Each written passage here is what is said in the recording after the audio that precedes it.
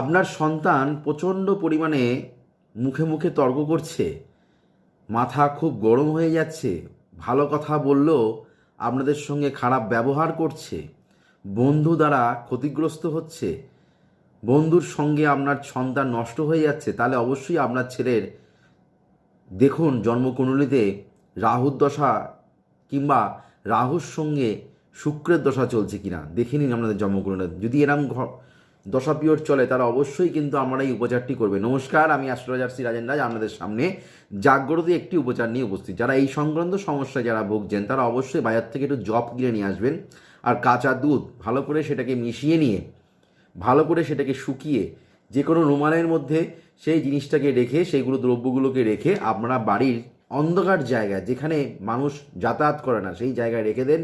2 মাস 4 মাস যাওয়ার পরে সেটাকে আবার চেঞ্জ করুন, বিসর্জন দিন। দেখবেন আপনার সন্তান কিন্তু অনেক ভালো থাকবে, অনেক কিন্তু উপকার কিন্তু আপনার সন্তানের দেখতে পাবেন।